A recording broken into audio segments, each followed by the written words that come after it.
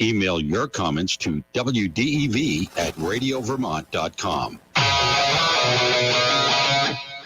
The energy. We walked around for 35 minutes just in the parking lot looking for this car. The passion. UVM schedules the way they do to get as high a seed as possible in the NCAA tournament and to get as much tournament prep as they can because they're not going to get it from their league. The opinions on all your favorite teams. The organization should be taking care of Matt rather than Matt taking care of the organization. This is the Brady Farkas Show on WDEV AM, FM, and WDEVradio.com.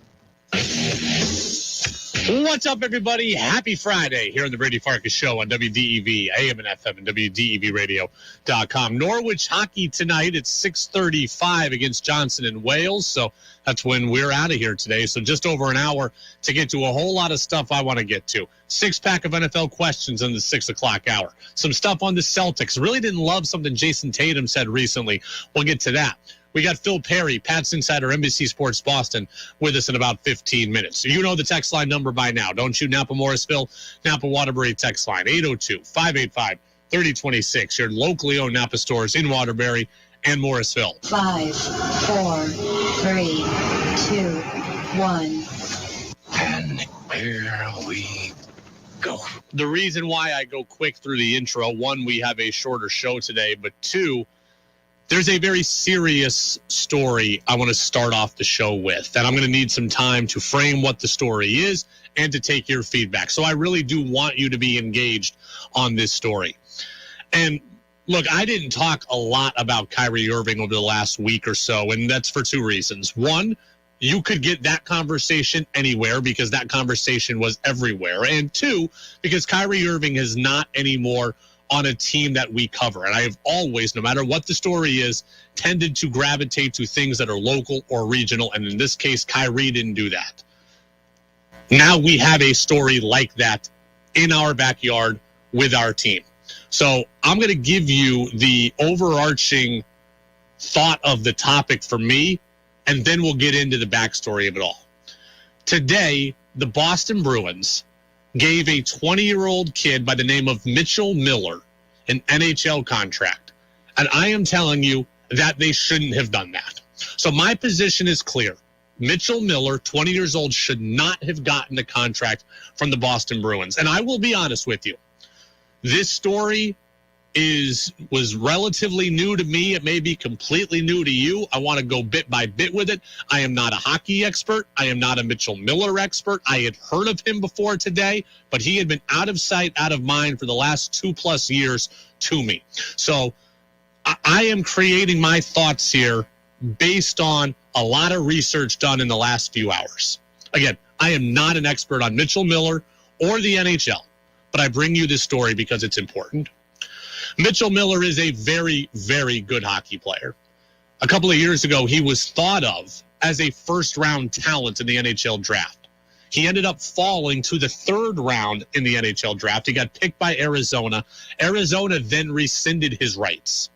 He also lost his scholarship to the University of North Dakota, one of the best hockey schools in the entire country. So the question you're wondering in your car right now is, well, why did he lose these things? Why did Arizona rescind his draft rights? Why did he lose his scholarship? Well, Mitchell Miller is a guy that at the age of 14, when he was in 8th grade, the age of 14, was taken to some kind of juvenile court over racist and bullying behavior. Mitchell Miller and another student at his junior high school in Ohio racially abused and bullied a black student with mental disabilities. And the black student with mental disabilities had the mental capacity of a 10-year-old, a few years younger than what he actually was and a few years younger than what Mitchell Miller was. The reports, I read them, they're pretty damning, they're pretty gross. Calling the student the N-word, tricking this developmentally challenged student into licking a lollipop that had been rubbed on a urinal. That is something that Mitchell Miller at 14 did to this kid, right? Did to this student, did to this classmate with mental disabilities. Rubbed a lollipop on a urinal and then had him lick it at a school basketball game. He was taken to some kind of juvenile court over this and sentenced to 25 hours of community service with special needs kids, along with the requirement that he participated in counseling and gave an apology. When all of this came out, that is when the stuff hit the fan for him, right? That's when he lost this stuff hockey-wise, right? So he lost his scholarship. He got renounced by the Coyotes who drafted him. Well, he eventually turned up in the USHL, some other hockey league, and won Player of the Year. And today, the Boston Bruins signed him, and they've already gotten a ton of backlash from hockey reporters and hockey fans who know this story better than me. For a little more context, the Bruins put out a statement, and they were immediately on the defensive about this. Miller was part of that statement. He called this whole thing I just told you a bullying incident. The Bruins called it essentially, I'm paraphrasing, they called it essentially a one-time mistake, despite the parents of the victim saying that this kind of behavior happened repeatedly all the way back until the victim was in second grade.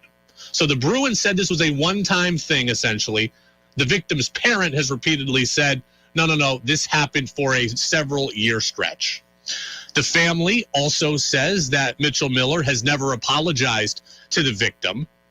The judge said when he was 14 that Mitchell Miller didn't get it, and basically he was only sorry because it impacted him in a negative way. Miller reportedly laughed at school administrators who questioned him about the lollipop incident because he allegedly thought it was funny. So that is the story. And again, I do not claim to be an expert, right? Kyrie Irving, I've got 6 years worth, 10 years worth of information on him to have an opinion. I don't know Mitchell Miller at all. I've never seen him play. I only know his story a little bit, and I've dug back into it today. So I'm not coming from a place of expertise on this. But I continue to come back to this thought. The Boston Bruins should not have signed him. And the reason for me is that Mitchell Miller has had chances over the last several years to show that he's grown, to show that he has changed, and to show that he has improved as a person, and he apparently hasn't done that stuff. And that, for me, is enough to not want or need him in my organization. I want to say this very clearly.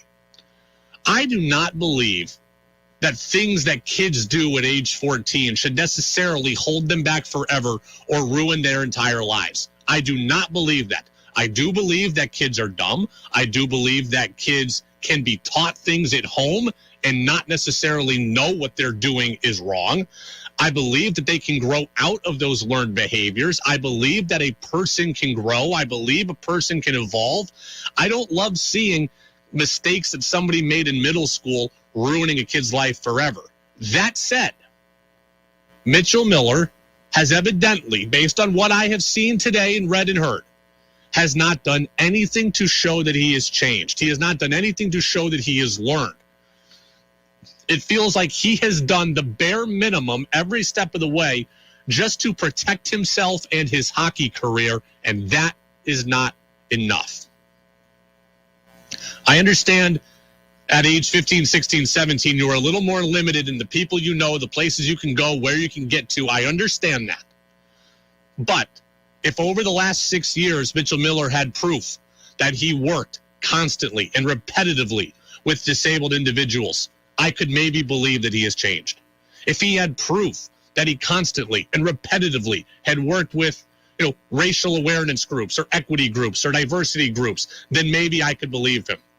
If at 20 years old, his statement to the Bruins and to the fan, or from the Bruins to the fans today said, I plan on volunteering with this group or that group, and I plan on doing it weekly, that would be different. He told the media today in Providence, where he is with the Bruins, that he wants to make a difference in the community. Great. How? I do believe that people can change from when they were kids. I do believe people can get better. I believe people can mature. I believe people can grow up. But you've had 6 years to atone for this mistake. The parent of the victim says you've still never apologized. They said you gave one half-hearted apology that you were court mandated to give, and that was it. So if that is all if all you've ever done is the bare minimum over 6 years, then I am not taking a chance on you. I am not taking a chance on you. This is the organization that in the Boston Bruins that has somebody as stand up as Patrice Bergeron, one of the NHL's true good guys. I don't know why you'd want to be associated with somebody like this in Mitchell Miller. I'm disappointed in the Bees. The Bees never once called the victim's family. Teams always say, oh, we're doing our due diligence. You're not doing due diligence if you don't call the victim's family. The player has never apologized to the victim. This is not a good job by the Bruins. This is not a good job by Mitchell Miller as a human. I believe people can change, but it appears to me that he hasn't. In Brady Farkas's world, you can come back from screw-ups. You are allowed to better yourself, but it takes real, tangible work to do that, and it doesn't appear that that work has been put in, so therefore I am out. I am out on this move. And if you really want to look at this from a really callous, only sports perspective, which I don't, I deliberately didn't mention it, hockey at all in the last 10 minutes, but Antonio Brown and Kyrie Irving, they get chances because people know they are good. Mitchell Miller is a lottery ticket at this point. So I don't ever condone it, but a team will take a risk on a guy who's a known commodity. Taking a risk on a guy who's a total lottery ticket for you, that to me, that's just bad form, right? I wouldn't have gone after Deshaun Watson if I were the Cleveland Browns, but at least Deshaun Watson is a known commodity, again, if you're only looking at it sports-wise. Mitchell Miller is not a known commodity to me. It wasn't worth it on any level. He doesn't seem to get it, right? Do you remember a couple of years ago for the Reds, the broadcaster Tom Brenneman, he used a homophobic slur in what he thought was a commercial break. It went over the air. Obviously, it's not appropriate to use the slur whenever, but it went over the air and he got fired. Well, Tom Brenneman has essentially been banned from doing major athletic broadcasting since then for the last several years. And I read a story about him recently. I don't know Tom Brenneman. I have no skin in this game, but read a story about how he is working constantly with LGBTQ plus groups and that they now consider him an ally. And there were people in those groups quoted in this story saying, you know what? We do believe this was a mistake. He has done enough to prove that he's not out for his own benefit. He has put in too much time for it to only be about himself. Mitchell Miller hasn't done any of that. And again, at 18, you don't have access to certain things. I can understand that. But you've literally done nothing. And therefore, I don't need you. And I don't need the Bruins to have done this. 802-585-3026. Texter says, spot on. Thank you, Brady. Well, thank you very much. If you have any other thoughts on that, let me know. 802-585-3026. This is one that is open for conversation. Right? And so often, I like to think, and there are times certainly where I'm wrong, but I like to think that I'm relatively educated and a relative expert on various things we talk about, right? UVM basketball, I'm pretty confident I know what I'm talking about. Patriots, I'm pretty confident I know what I'm talking about. Red Sox, I'm pretty confident I don't know what I'm talking about. I don't know Mitchell Miller, and I'm not an expert on him, and I don't know. And my opinion comes based on 6 hours worth of research and what I knew about him in the past. And I acknowledge that, right? This is more of an emotional response by me than it is me being an expert. But I just believe the Bruins did not need to do this. This kid, who is now a man, has had 6 years to atone for those mistakes. And again, it's not a one-time deal like the Bruins say it is. They're trying to whitewash it away and say, oh, it's a one-time thing. Well, the kid's family doesn't think it was a one-time thing. They think it went on for years, and they think you caused him mental and physical harm, an emotional and physical harm. I'm not down with that. And you haven't done anything to prove that you've changed. And think about it, and this will stick with me too. The judge at the juvenile court told Mitchell Miller, you acted like this at school, on school property. If that is how you act at school, how do you act when you're in private? And that's not something I really want to think about either, because the answer likely wasn't at the time particularly good, and right now I have no idea. I can give people second chances for when they screwed up or when they did dumb things as a kid. but you've had 6 years to prove you're something different and to prove you're something better, and you haven't done anything, evidently. You've only done things for the beneficiary or for the benefit of your own hockey career. It's the Brady Farkas Show on WDEV, AM and FM, at WDEVradio.com. All right, I do want to transition. We got a lot to get to. It is a Football Talk Friday. You can continue to get on that topic again at the Napa Morrisville, Napa Waterbury text line. I want to get to Phil Perry, our Pats insider from NBC Sports Boston. Again, it is a Football Talk Friday, and the Patriots are taking on the Colts. It's another Football Friday and another look at your New England Patriots. And I will put it at the feet of Mac Jones. I mean, you get the credit when everything's going well. First third down of the game, first drive of the game, you throw it right to the other team. 7 points going the other way. With all the info from Patriots Place, it's Pat's insider, Phil Perry. No, it's not that I think less of him. I think the fact that I am high on him leads to the honest criticism of him. I know he's better than the way he's played. On the Brady Farkas Show on WDEV AM, FM, and WDEVradio.com.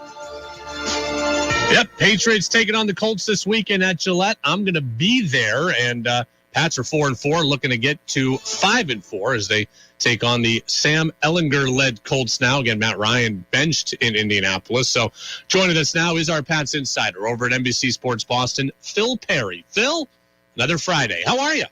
I'm doing great, Brady. I'm excited to be at Gillette this weekend. I think the weather's going to be impeccable. I think this could be a fun game. It's not as juicy as the old Patriots-Colts matchup, but I think this still could be a fun one. Well, I was going to ask you about that. Now, look, I don't know if it's the fact that we've had the World Series this week, Ime Udoka stuff, Kyrie stuff. We've got UVM hoops starting. It's all the injuries, but I can't remember a time where a playoff relevant Patriots team hasn't been able to cut through all of that other stuff. And I feel like that's been the case this week. Do you think is there a lot of buzz for this game where you're sitting? No, there's not. And I think maybe you're right. Maybe it's the Celtics are stealing some of that juice. And maybe it's just that, people look at this Colts team and they say, are we really going to learn a lot about the Patriots this week? Which I think is kind of fair. The Colts are tanking, Brady. Let's just call it what it is. They're not playing Matt Ryan right now because of his salary. He would be guaranteed, if he's healthy enough to pass a physical this coming March, and the Colts had him on the roster, he would be guaranteed $17 additional million on top of the 12 that he's already been fully guaranteed for next year. So they're paying him 12 no matter what. The only reason they're not playing him right now is because if he got hurt and he couldn't pass that physical in March, they'd owe him an additional 17.2. So this is a team that's playing for its next quarterback. They know they don't have the guy on the roster right now. Maybe Sam Ehlinger swoops in and steals that job moving forward. But this is a team that's playing a 6th-round pick at quarterback that's not very good right now, and that, in all honesty, is really playing for next year. So the Patriots should win this game, and the only way you really learn anything about the Patriots this week is if they lose it. So I think that could be at play here, too, in terms of how the fans are viewing this game and the juice around it. Ellinger is going to start at quarterback, as you mentioned. He's a second-year quarterback from that class of 2021 out of Texas. You do a ton of work with the draft. What was your impression of Ellinger coming out? I actually really liked Ehlinger, and in terms of what the Patriots have drafted in the past, he checked a lot of boxes. If not for his height, and he's undersized, I think he's just a shade over 6 feet. If not for that, he would have checked just about every box that the Patriots generally draft at that position when it came to his statistical production in college at that position, his experience level. The Patriots have, generally speaking, at the quarterback spot, only drafted guys that have spent at least 4 years in college. So he checked that box as well. He was a leader. He's everything you heard about him in terms of his character was that teammates rallied around him. I remember the comps that I heard at the time from people in the league was in terms of the intangible stuff, and even in terms of some of the tangible stuff, in terms of being a thickly built guy who could run the football with some power. You heard a lot of Tim Tebow comparisons. Now, the reason I like him better than Tebow, honestly, is he can throw it a lot more cleanly than Tebow can. If you just watch him, even throwing on the move, he's got some torque to him. He has some ability to put some zip on the football that Tebow just didn't have. I would say especially on the move. He's a pretty good athlete, Ehlinger is. Again, not just as a runner, but making throws outside the pocket too. So I like him. but he is limited. He's not the most accurate guy in the world. He is short. I think it's going to be hard for him to succeed on third down long term here. But I think they found an interesting backup in Ellinger in the 6th round there, which is really all you'd ask for. And with that kind of investment. It came down a couple hours before the show started. Jonathan Taylor is going to be out for the Colts. He's obviously the Colts' best offensive player, led the league in rushing last year, I believe. Without him, what do you expect out of this new Colts run game? Because they traded Nyheim Hines also to Buffalo. Yeah, it's going to be a mess for them. I mean, again, that's a tanking team. They dealt Nyheim Hines. They benched Matt Ryan for money reasons. So the issue for them is that their offensive line, Brady, has been sneaky bad. I think people look at Quentin Nelson and they say, man, one of the best guards in football, right? Top 10 overall pick a couple of years ago. This guy's a real stud. He can carry you. And he can't. He's 1 of 5. That is a weak link system on the offensive line for any team. And they are so talent deficient in some of their other spots that they are now 29th in the NFL in terms of yards per carry. And then the pass protection hasn't been much better. They're 28th in terms of their pass blocking grade, according to Pro Football Focus. So the line has been a real disappointment. And so whether Jonathan Taylor, who's not the same guy either this year because he's been injured, his yards after contact, reminder, Stevenson's been great in that regard, but Taylor was great in that regard last year. His yak this year, when he's been on the field, has been down 40%. So he's not the same. The offensive line's not quite the same. You add it all up, this offense is really not impressive. It's another reason why the Patriots, they really have no excuse to lose this game. Phil Perry, Pat's Insider, NBC Sports Boston, with us here in the Brady Farkas Show on WDEV, AM and FM. In the past, Bill Belichick goes up against a young and inexperienced quarterback, and Tom Brady's there for New England. The Pats win this game 45-9, 38-10, something like that. But I was very unimpressed with what I saw offensively on Sunday against the Jets. I don't know that the Pats right now have that in them. For some reason, I think this game is going to be closer than it should. Do you think they have the 38-10 in them? Are we going to be seeing 17-14 at the end? I think it could be the latter, Brady. And the reason I say that is because of the Colts defensive front and the Patriots and what they're dealing with on the offensive line right now. It's a mess. And it's been a mess even when they've been healthy. So now you're down Marcus Cannon probably because of the concussion. You're probably down David Andrews because of the concussion. And so what are you supposed to do? I think you try to get the football out quickly, which they did a decent job of against the Jets, incorporating that RPO game, which we really hadn't seen much of before this past weekend. And so good for them on that front. Hopefully they can continue to diversify that package. But I don't think you're going to be able to run the ball real well. The Colts are one of the best run defenses in football. And I don't think you're going to be able to hold on to it very long in the pocket if you're Mac Jones. So offensively, it could end up, again, just like last week, looking like a slog. I was listening to you and Burt Breer earlier this week, and we had some of this conversation as well. A lot of talk about identity for the Patriots. And to me, somewhere the Pats went wrong. And I'm going to run my theories by you. Last year, they had a discernible identity, and they either wrongly chose to kind of strip that down and change. That could be the problem. Or they forged a new identity and just bailed on it way too quickly. They didn't give it time to actually work. Which issue is it? I think it could be both. And I think the moving pieces on the offensive line hurt them in that regard in terms of being able to find their offensive identity, too. It's just that they haven't been healthy enough up there, and they've had pieces in and out up there that I don't know how you generate much consistency. I don't know what you do in order to make sure that you're figuring that out as a coaching staff. Okay, this is what we do well, this is what we don't do well. Well, you've been, the offensive line, again, the pieces are all over the place. The quarterback missed a month. So, I think the coaching staff has some excuses as far as that goes, Brady, that are legitimate, but I just look at big picture identity. What are they as a team right now? They want to be smart, tough, dependable. I don't know if they're any of those things. They lead the league in turnovers. They're among the league leaders in penalties. So smart, I'm not sure how you could call them smart relative to the rest of the NFL. Tough, okay, how do they define that? It's usually run the ball, stop the run, cover kicks. They've got, right now, the worst punt net in football. They don't run it real well. They're 22nd in yards per carry, and they're sort of middle of the pack in terms of stopping the run. Are they dependable? I don't know. They're bottom of the league in red zone and third down, they're a middle tier team too. And then like schematically, like I don't know how you could say that anything that they do is dependable on a week to week basis. So I just think they're looking for answers still right now, which is a little bit of a scary place to be halfway through the season. Phil, I'll get you out of here on this one.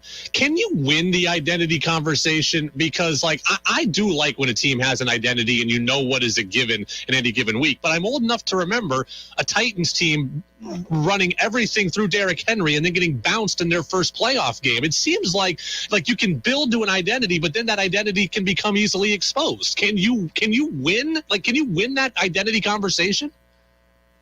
I think it can help you lean on one or two things on a week-to-week basis and know that you'll have some success. Right now, they're lacking even as far as that goes. Now, can you build everything on a run game the way the Titans did? You have to be able to throw it at some point. You have to be able to throw on third down without the help of play action at some point. And so that's, I think, where they run into issues.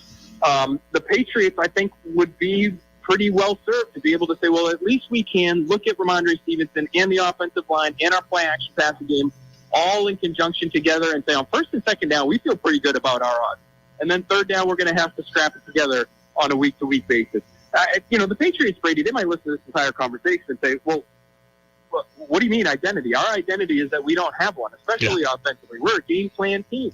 But that's not really true. In 2007, we knew what they were. They had an identity. In 2018, we knew what they were. They were a punch-in-the-face kind of offense. They could rely on that when games mattered week to week down the stretch that year.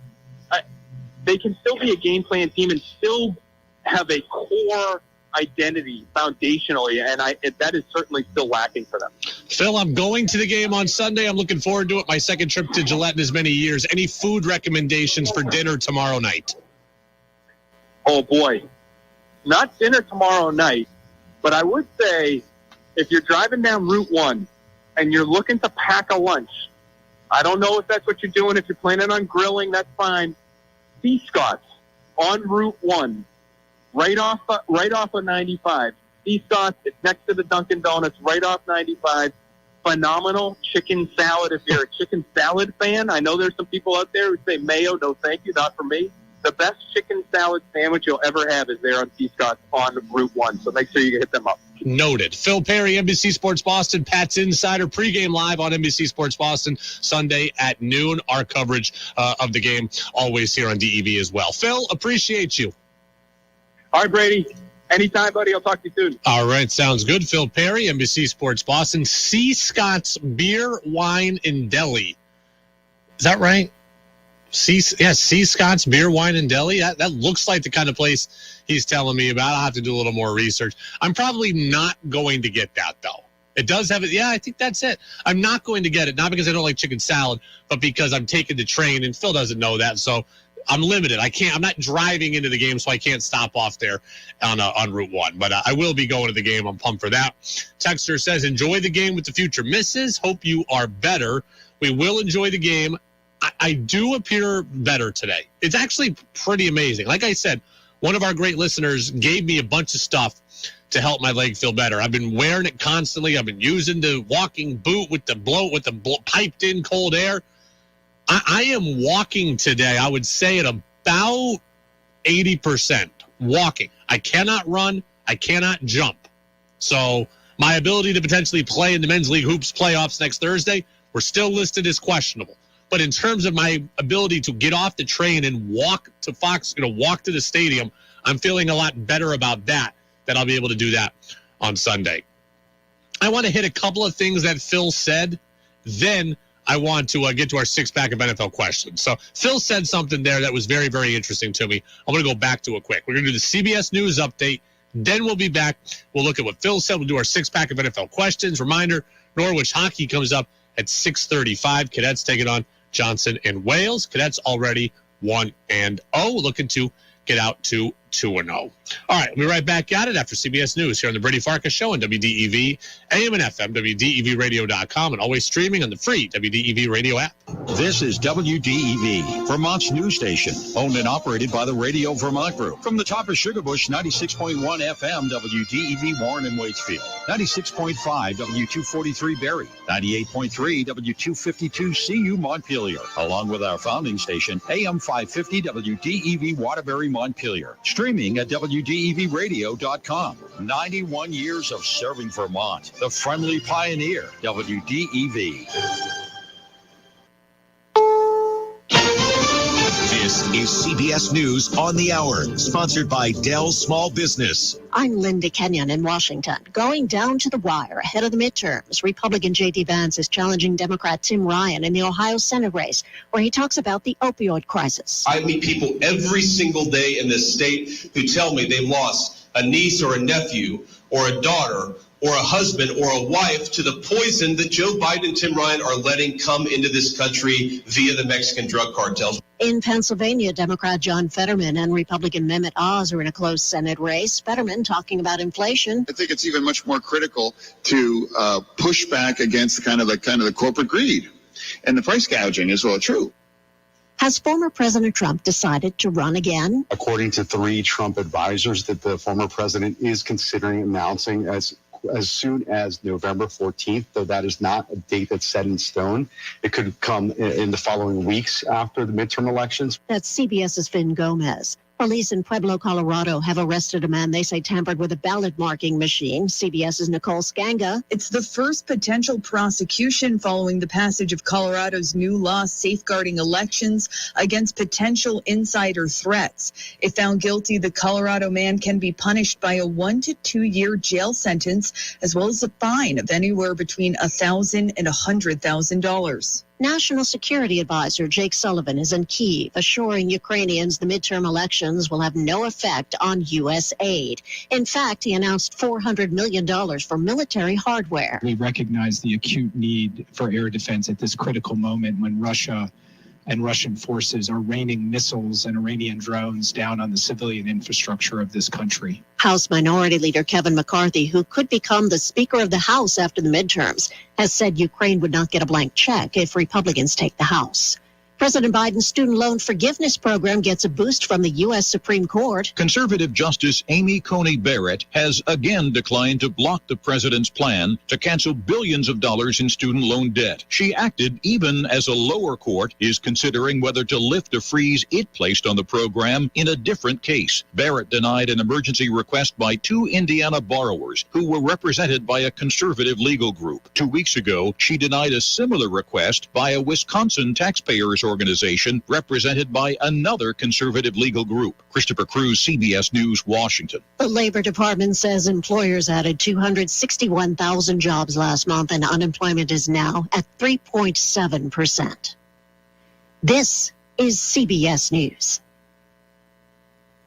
Dell Technologies Early Black Friday starts now with 48% off business PCs powered by 12th Gen Intel Core processors. Call 877-ASK-DELL. Marvin windows are designed for unprecedented performance and exceptional aesthetics. Marvin's expansive window portfolio has every style you can imagine, all of them crafted with the highest quality material and the ability to mix and match across product lines that allows you to achieve the right form and function for your residential, commercial, and replacement needs. See our Marvin specialist at Sticks and Stuff and Swanton Lumber in Middlesex, St. Albans, Enosburg, Swanton, and Derby, or online at sticksandstuff.com. Why wait to save? Dell Technologies Black Friday event arrives early with select deals on top tech to power business productivity. The savings start now with up to 48% off performance business PCs powered by 12th Gen Intel Core processors. Don't forget special pricing on the latest monitors, docks, and accessories, including free shipping on everything. Call a Dell Technologies advisor at 877-ASK-DELL for Black Friday deals. That's 877-ASK-DELL. Sail with American Queen Voyages, where history comes alive and discovery runs deep. Enriching adventures await in North America's mighty rivers, Great Lakes, oceans, and expeditions to the wilds of Alaska. Visit American Queen Voyages at aqvoyages.com, cruising North America now. Call 844-744-0794 or contact your travel professional. American Queen Voyages. Discovery runs deep. As Vermonters, we know that so much depends on the weather. When you need a reliable local weather forecast, it's literally at your fingertips with the WDEV weather phone. Locally dial 244-1172 or toll free at 1-800-585-1211. Roger Hill's weather forecast is just a phone call away on the WDEV weather phone, 244-1172 or 1-800-585-1211. Your chance to be part of the show is on the text line at 802-585-3026. Now it's back to the Brady Farkas Show on WDEV AM, FM, and WDEVradio.com. Welcome back in, Brady Farkas Show right here on WDEV AM and FM, WDEVradio.com. We go up until about 6:30. Norwich Hockey is a half hour from now. Our coverage begins at 6:35. Lee Cattell and company are in Providence right now as the Cadets get ready to try to move to 2-0 tonight, taking on Johnson and Wales. I want to thank Phil Perry, our Pats insider from NBC Sports Boston. He was just with us a little while ago. That full interview available on our podcast channel on Apple Podcasts, Spotify, and WDEVradio.com. And I got to say, I want to dovetail off something that Phil and I were talking about. Because to me, this week epitomizes kind of what's wrong with the Patriots and where they're at as a franchise right now. Like, let me ask you honestly, are you excited for this game on Sunday? Like, honest question, are you excited right now for the Patriots? The Patriots are 4-4. The Colts are 3-4-1. This is not 2 1-7 teams. Are you excited? Because I got to be honest, to me, this game has little to no buzz. Now, I am personally going to the game, so I am excited about it. I can't wait to watch. But generally, this game feels, and Phil confirmed, it feels like it has no buzz. I mean, Robert Mays, who's an NFL writer at The Athletic, he was tweeting out the schedule of early games this week. He forgot the Patriots and Colts entirely. Like, just, he tweeted out all the games, forgot Pats and Colts was even on the schedule. I feel like that's most people this week, and that is a problem. The Patriots are playoff relevant. They have a chance to get to 5-4, a chance to get back over 500 this week.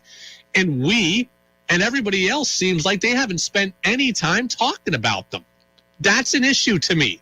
Pats Colts used to be must-watch, can't-miss stuff, and now it feels like this game on Sunday has the same cachet as Jags Raiders on the NFL schedule.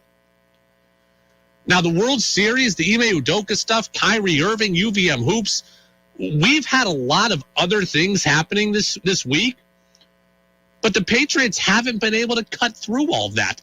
I don't remember many times in my career in this business, we're talking about 8.5 years, I can't remember many times where a playoff-relevant football team couldn't cut through any other headline that was going on. And that's been the case for the Patriots this week. That has been the case for the Patriots this week. This game has just felt like an afterthought. Now, injuries I know are a part of it, right? The Patriots are going to be severely compromised. No David Andrews, no Marcus Cannon, no Devontae Parker, maybe no Kyle Duggar, maybe no Damian Harris. So the Pats are injured. I'm sure that is part of the lack of cachet. The Colts are missing Jonathan Taylor. They've got a backup quarterback that a lot of people have never heard of. So I do think that stuff is part of it. But I also think it points to a bigger problem with the Patriots right now. As we sit here today, November 4th, the Patriots are boring. And the Patriots are average. And a few weeks ago, I defended them from that very same claim. A few weeks ago, Colin Cowherd of Fox Sports Radio said the Patriots were boring. But a few weeks ago, they weren't boring to me, right? Bill Belichick versus Mac Jones versus Bailey Zappi. That stuff was all interesting. But now that drama is done for now, the Pats do feel a little boring. And this is a more prevailing issue with the organization. They are just increasingly average, and that to me is a problem. Like the Pats with Tom Brady were always kind of boring, but they won so much you didn't care. Now the Patriots with Cam Newton were interesting, but they weren't very good. You can't have that be the only thing either. You got to be a little bit of both. And right now, the Patriots appear to be neither. Now, trust me, when Monday comes, we're going to talk about the game. We're going to do our takeaways. I know you all care. We all care about the final result. But the lead up to the game, it just hasn't been there this week. It just hasn't been there this week. Texter says this is a trap game like Chicago. Why? Because the bye is coming next week, I believe. No, they're playing the Jets next week, right? Yes, I got to look it up. Patriots schedule. Let's see here. I believe they're playing the Jets again next week. No, they're on the bye next week and then the Jets. So when Zach Wilson said we'll see those guys in 2 weeks, he really meant 3. Wait, yeah, he really meant 3 weeks. So that's what he got me all screwed up on. So yeah, trap game with the bye coming. I don't know. I don't think so. I do believe in trap games. I believe in them less for the Patriots, though. I just think that Phil hit it on the head. You can't learn much about the Patriots this week. And I think that also contributes to it. Right? We know the Colts aren't very good. Their head coach might get fired. They fired their offensive coordinator. Their best player is out. Their longtime quarterback is benched. The Colts, we know, are not very good. The Patriots should win this game. Right? The Pats should win this game. And if they do win it, I don't know that we're going to be able to say we learned anything about them. Like, if they intercept Sam Ehlinger 3 times and have short fields, are we really going to be able to say, like, hey, Mac Jones made great strides on offense when he executed this 7, 9, and 12-yard drive? I don't know. If you lose this game, then Phil's right. Then we'll have a field day on Monday. We will learn a lot.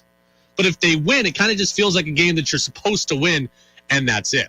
Texter says, I'm not excited, but I am interested in seeing Mac Jones' development. Thank you for your info. Enjoy your weekend. You enjoy your weekend as well. I'm looking forward to going to the game. And look,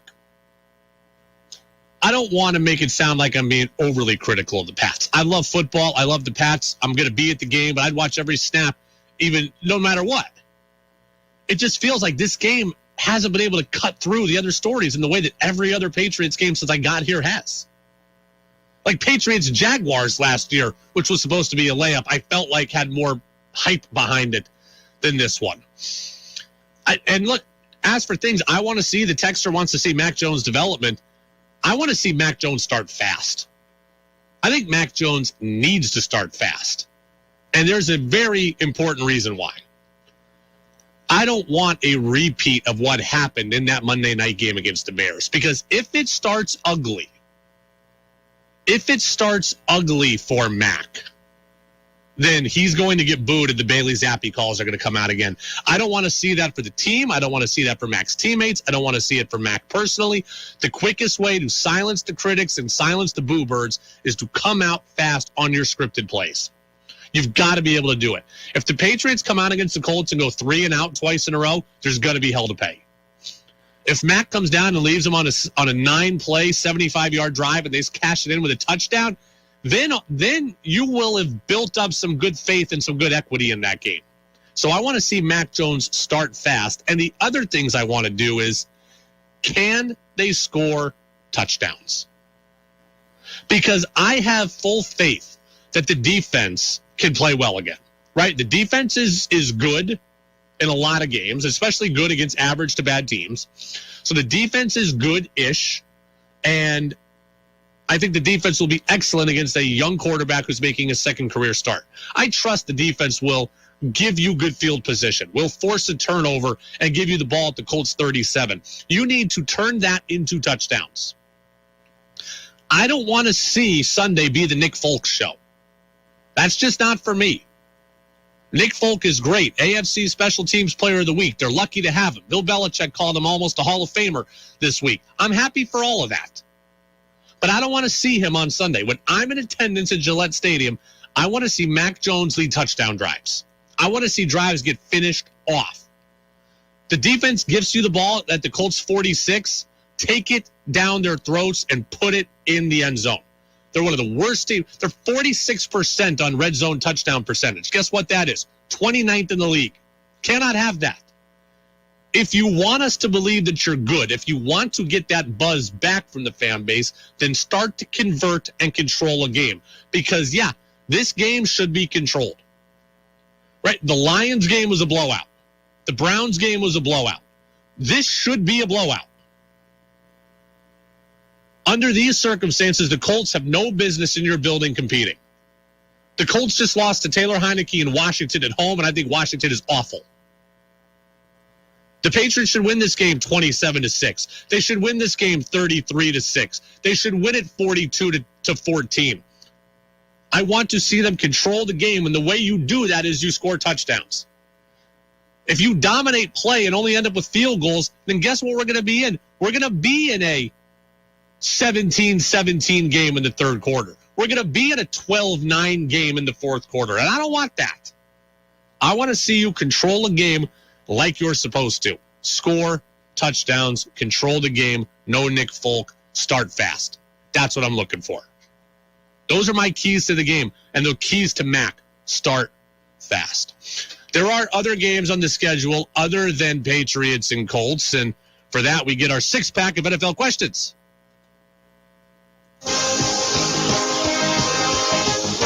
All right, you know how we do this. Six-pack of NFL questions. We take you around the league. Big voice guy, question number 1. The best game of the NFL weekend is... Best game of the NFL weekend, I can't believe I'm saying this, but it is my 5-3 Seahawks at the 3-5 Cardinals. And this is interesting for a couple of reasons. One, at 3-5, the Cardinals, they're not dead because the NFC is so bad, but they're in last place. At 3-5, the Cardinals are fighting for something big, okay?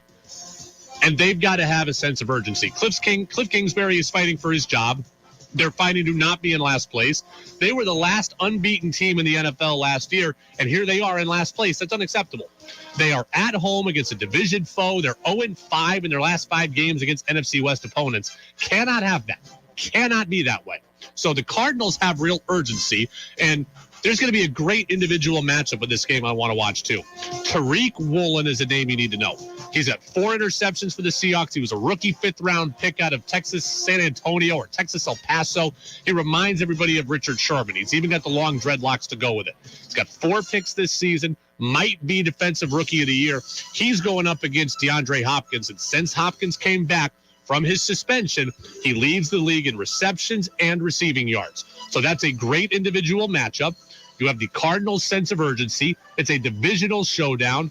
They're at home, and Seattle is 5-3 trying to hold on to first place. And Geno Smith looks like an MVP candidate. I don't know, even me, that I fully buy into Seattle. I also fully can't quit Arizona. That is why this game to me is incredibly juicy. The Seahawks beat the Cardinals, whooped them up pretty good 19-9 a couple of weeks ago. I don't know that that's repeatable this time. This game to me feels close. It feels uncertain. It feels like it's decided late. There's a great individual matchup, and both teams have something to prove. The Seahawks have to prove they're for real. The Cardinals have to prove that they weren't a fraud last year and they're not completely dead. The game that intrigues us most is... Most intriguing game, not even a question. Chargers-Falcons. Chargers-Falcons. This game has the potential, I think, to be incredibly wild. The Chargers just play wild games, right? They go for it on 4th down all the time. They have issues on special teams historically. They've got Justin Herbert, who's awesome. They have a bunch of injuries in this game. So I don't know what to get from the Chargers. They play wild and fluky and funny games. Then you got the Falcons, who are 4-4, who won a game last week that they shouldn't have won when Carolina choked it away. The Falcons, supposed to be one of the worst teams in the league, are in first place. And by the way, here's a nugget for you. Share this one at your Friday night parties. This is the first time that Justin Herbert and Marcus Mariota are going to play each other. It's the second set of Oregon former starting quarterbacks to face off since 1950. We've only ever had one Oregon against Oregon quarterback matchup. I can't think of many Oregon quarterbacks. Akili Smith, Joey Harrington, Marcus Mariota, Justin Herbert. That's all I can think of. Dennis Dixon. I don't think he made it to the league. Maybe with Baltimore. Didn't start, though, as I recall. So you got an Oregon-on-Oregon matchup. You got a team that plays funny games in the Chargers. You got a team that's in a position they're not supposed to be in Atlanta. I just think this one could be absolutely wild. The Chargers are that West Coast team going east. We know that is always weird. The Chargers can't stop the run. The Falcons run it well. The Falcons can't stop the pass. The Chargers throw it well. This game just has a very interesting dynamic to it. I don't know if this game ends up 9-6 or 44-41. But this game is going to be interesting. The Chargers are in second place right now with their division. They need a win. The Falcons are trying to hold on miraculously to their first place spot in the NFC South. The bar rescue game of the week is...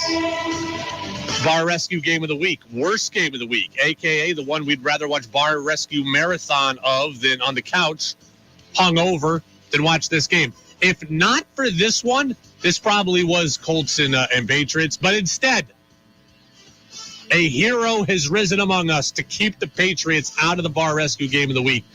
Raiders at Jaguars.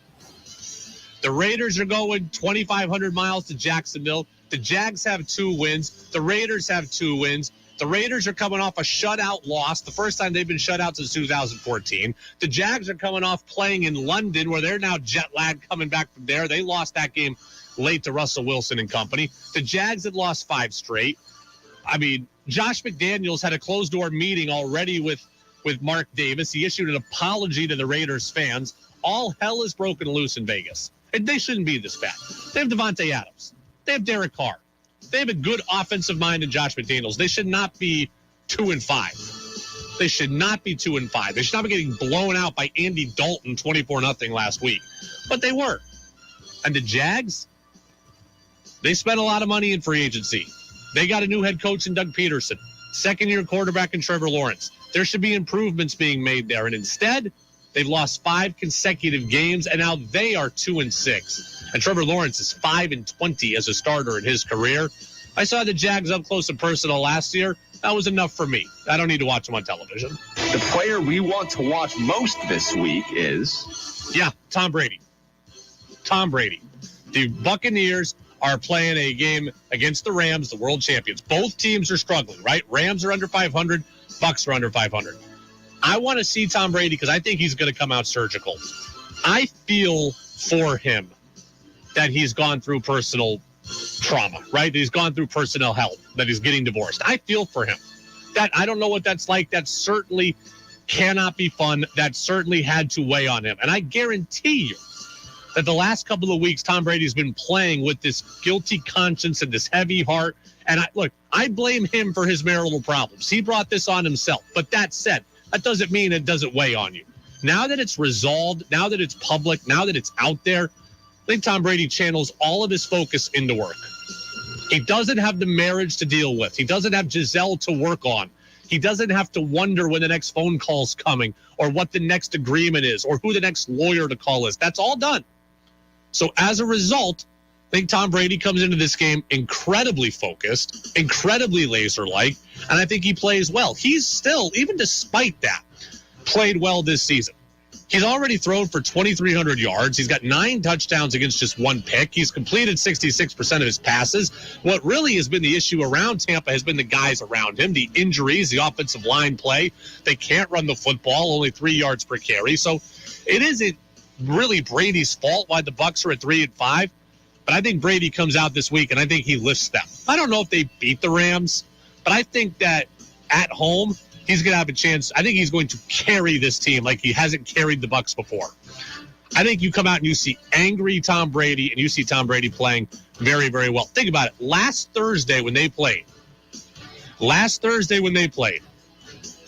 he knew that just hours later he was going to put out the statement that he and Giselle were getting a divorce. So the last time we saw Tom, he was moody, he was unhappy, he's playing knowing that his personal life is crumbling around him.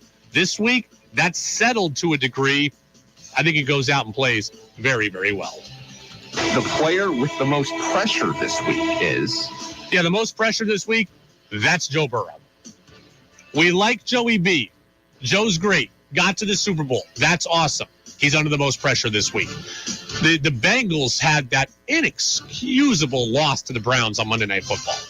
I mean, the Browns with Jacoby Brissett walloped the Bengals, the AFC champion Bengals, by 19 points. Joe Burrow, he's thrown for the most yards in the NFL this year. His team, though, also has allowed the second most sacks in the NFL. Some of those are quarterback-driven. They're playing the Carolina Panthers. The Panthers are selling off their team for parts. Right? Robbie Anderson, Christian McCaffrey gone. They don't have Baker Mayfield or Sam Darnold at quarterback. They're playing with a third stringer at quarterback. They're out both their running backs. McCaffrey's traded. Chuba Hubbard's out. So Deontay Foreman, who was in Tennessee last year, is the starting running back this week. The Panthers have nothing. They got Brian Burns and Joe Horn's kid, the defensive back, J.C. Horn, and that's it. They got nothing. This should be a field day for the Bengals. The Bengals are 4-4. You lose this, you're 4-5. You got to prove you can move the football without Jamar Chase. Joe Burrow, this is a layup game, but it doesn't feel like it's going to be a layup because things right now for the Bengals are in a bit of disarray after what happened on Monday and with Chase's injury. The most amazing NFL stat of the weekend is... Most amazing NFL stat of the weekend. I would say this. The Bears lead the NFL in rushing offense and have recorded 200-plus rushing yards in 3 consecutive games for the first time since 1968. I just think that is an incredibly cool stat because in an era where everybody just throws it around the yard, in an era where it's supposed to be all about speed and flash and finesse, here are the Bears playing old school football. Now, they're not winning every game. They've still got just 3 wins on the year. But they're rushing for a league best 188.4 rushing yards per game and 3 consecutive 200-yard outputs for the first time since 1968. We're talking for the first time in almost 60 years. A team that had Gale Sayers, and a team that's had Walter Payton. Like, this hasn't been done since 1968, what the Bears are doing right now. And they've got Herbert, they've got Montgomery, they've got Fields, and now they got Chase Claypool. The Bears are building something, right? They traded away from the defense, but they are building a foundation offensively. See what happens. See what the Bears do. They're playing the Dolphins this week, and I think that's interesting, right? The Dolphins, I think, are going to win. The Dolphins, I think, at last I saw, they are the favorites. I saw one place they were 5.5, but I don't know if that's like an official, Westgate Superbook line. But Tyreek Hill, Jalen Waddle, Tua Tagovailoa, like the Dolphins should win that game. But the Bears are doing some interesting things offensively, and they get Chase Claypool. I wouldn't be shocked if that game is close. The Bears are an intriguing team from here on out. Couple of other texts getting in here, Napa Morrisville, Napa Waterbury text line. Brady, I agree with your assessment of Tom Brady, especially previously when you stated that children are the real losers in this divorce. Longtime Patriots fan, not a Brady hater. That is John in Moncton. So, John, thank you. Yeah, I feel bad for Tom and Giselle, right? Like, a marriage ending is never fun. They're going to be just fine, right? They've got tons of money. They've got tons of success. They've got passions, and they're good looking. They're going to find a new boyfriend and a new girlfriend tomorrow if they want it. So they're going to end up okay. The kids are the ones I feel bad for. As for football, I think football teams are on notice now because I think Tom Brady is about to be laser-like. I don't know if he gets enough help to fully save the Bucs, but the NFC is bad. The NFC South is bad. I still think the Bucs are going to win that division. And therefore, if they get into the playoffs, you've got angry Tom Brady, anything can happen. I mean, the Bucs play the Seahawks in 2 weeks, maybe it's 3, and I'm already nervous about that game because I know what Brady's going to be like. Text says, next year, I'll go with you to the game. We'll take a stretch limousine with you and Jess to the Pats game. Interesting.